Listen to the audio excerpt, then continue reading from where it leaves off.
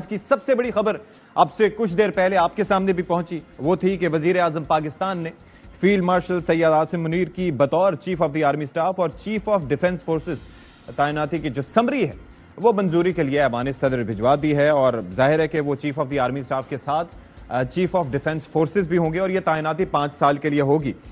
تو اس اہم ترین خبر کی پیشگوئی ظاہر ہے کہ پہلے بھی کی جا رہی تھی، لیکن فیصل واڈا صاحب ایک ایسی شخصیت ہیں کہ جو اس معاملے پہ کافی بات کرتے رہے، لیکن اس سے ہٹ کے بھی کافی باتیں ہوتی رہی ہیں۔ تو ہمارے ساتھ فیصل واڈا صاحب موجود ہیں، باقی بھی جو مہمان ہوں گے ان کا تعارف آپ سے کرواتے رہیں گے۔ فیصل واڈا صاحب بہت شکریہ جی وقت دینے کے لیے۔ آپ کی آج کا دن بڑی پیش گوئیاں صحیح ثابت ہوئی ہیں، یہ بات بھی آپ کر رہے تھے، یہ بھی صحیح خبر ثابت ہوئی آپ کی؟ الحمدللہ جی، پاکستانی قوم کو سمیت آپ کو اور مجھے مبارک ہو۔ اور میں نے جیسے اللہ کی مہربانی سے کہا تھا کہ 72 گھنٹے میں پہلے تو ابھی تو 48 گھنٹے ہی ہوئے تھے، تو وہ الحمدللہ خبر آ گئی آپ کے پاس۔ باقی خبریں بھی جو آج کے مطابق دی تھی وہ بھی ٹھیک آئی ہیں، الحمدللہ پچھلی جو دی تھی وہ بھی ہے، اور آگے بھی جو دوں گا وہ بھی انشاءاللہ ٹھیک ہوں گی۔ تو واڈا صاحب ہم تو یہ سوچ رہے تھے کہ یہ جو پریس کانفرنس ہو رہی تھی اس کے گرد بڑی ہائپ تھی، ہم یہ سمجھ رہے تھے کہ شاید اس میں کچھ اعلان اس متعلق ہو جائے گا، لیکن وہاں ایسا نہیں ہوا۔ پریس کانفرنس میں جو سوالات جوابات تھے وہ وزیروں نے ان کے دیے۔ کچھ اور جو ملک سے دشمن ہیں، ملک کی افواج کے دشمن ہیں، ملک کے سپہ سالار کے دشمن ہیں، وہ بیرون ملک ہوں، بارڈر کے باہر ہوں اور بارڈر کے اندر ہوں، پاکستان کے اندر ہوں، اور کچھ سوال اور جوابات آپ کو کل اور پرسوں میں انشاءاللہ ریاست خود دے گی، تو پھر سکھ اور چین کی اور کلیئرٹی آ جائے گی۔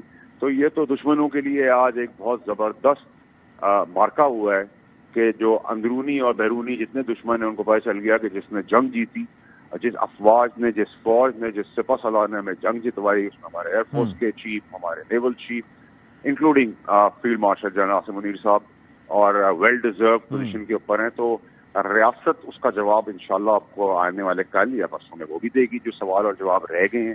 اور جو میں نے جیسے آپ سے کہا تھا کہ آپ افواج اور اپنی فوج اور اپنے سپہ سالار کے بارے میں کوئی بات ہوگی تو انشاءاللہ زبان نکال کر جوتے کی سول بنائیں گے، جوتا نہیں بنائیں گے، تاکہ گندگی میں چلا سکیں۔ اور باقی اور ایسے سوالات اور جوابات جو رہ گئے ہیں وہ آپ کو ریاست کی اپنی زبان میں بتا دے گی، تو فردر چین سکھ اور کلیئرٹی۔ فیصل صاحب یہ جو آپ بیان دیتے ہیں، جس طرح کا آپ نے یہ بیان بھی دیا، آپ سمجھتے ہیں حکومت اس پہ آن بورڈ ہوتی ہے؟ کیونکہ رانا ثناء اللہ صاحب سے کل بات ہو رہی تھی، وسیم بدامی صاحب کی، وہ تھوڑا سا مختلف رائے رکھتے تھے، وہ ہلکا ہاتھ رکھتے ہیں، تو یہ حکومت آن بورڈ ہوتی ہے آپ کے اس طرح کے سٹیٹمنٹس پہ؟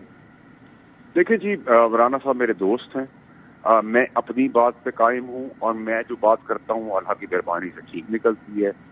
وہ کیا کہتے ہیں اور کیا نہیں کہتے وہ ان کی مرضی ہے۔ آج انہی کے وزیروں نے پریس کانفرنس کی ہے، تو میں اس کے آگے اور کوئی بات مزید سمجھتا نہیں ہوں کہنا۔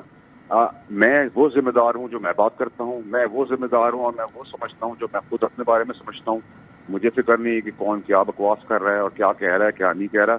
میں کھڑا ہوں، کھڑا رہتا ہوں اور کھڑاک سے بات کرتا ہوں، نہ میں بکری ہوں، نہ میں کوئی ڈرتا ہوں کسی سے۔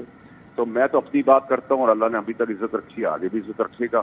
اور رانا صاحب کی باتیں جو ہے میرے دوست کی، وہ ان کے پاس شامل ہیں، اور ان کے بیان کے اوپر انہی کے وزیروں نے آج پریس کانفرنس کی ہے، تو وہی جواب ہے اس کا۔ اچھا، میں یہ عرض کر رہا تھا ایک اور چیز کہ آپ بھی ظاہر اس بابت بات کر رہے تھے، اور کلیئرٹی آلریڈی موجود تھی، 27th امینڈمنٹ کے بعد یہ کلیئر ہو گیا تھا، نواز شریف صاحب ووٹ دینے بھی آئے اور کلیئرٹی موجود تھی کہ ایک پیج پہ ہیں، سب کچھ ہے۔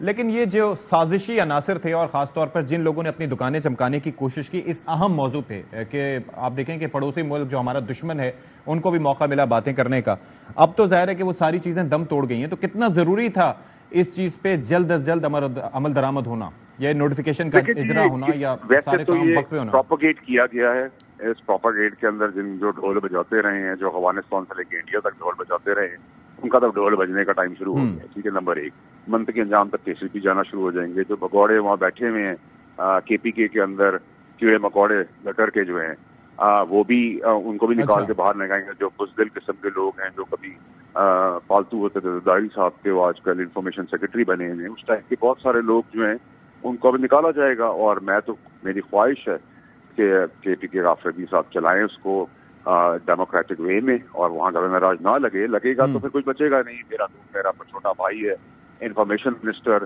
شفیع جان، وہ اپنا کام اچھا نیا ینگسٹر ہے، اور رسم بنائے جمہوری طور پہ، ورنہ تو میں نے آپ کو بتا دیا ہے کہ ڈسکوالیفیکیشن کھڑی ہے، وہ کیسز آج ہو گئے. میں نے کہا تھا ملاقات نہیں ہوگی کیونکہ آئین و قانون اجازت نہیں دیتا، پالیٹکس وہ نہیں ہوئی. میں نے آپ سے کہا کہ کیسز بنیں گے، کیسز آج شروع ہو گئے. میں نے آپ سے کہا کہ آپ ہیل حجت کریں گے، بدماشی گنڈا کریں گے تو ریٹ قائم ہوگی، تو انہوں نے آج نہیں کی، وہ چلے گئے. اس سے پہلے میں نے آپ کے پروگرام میں مالک صاحب نے کہا تھا کہ آپ نہ آئیں عدالیہ جیل، آپ نہ آئیں ہائی کورٹ میں. آفریدی صاحب کو کہا تھا وہ نہیں آئے، ملاقات ہو گئی. ملاقات کے بعد پھر وہی زور زبردستی بدماشی بلبلے ہوئے. تو میں ان سے کہوں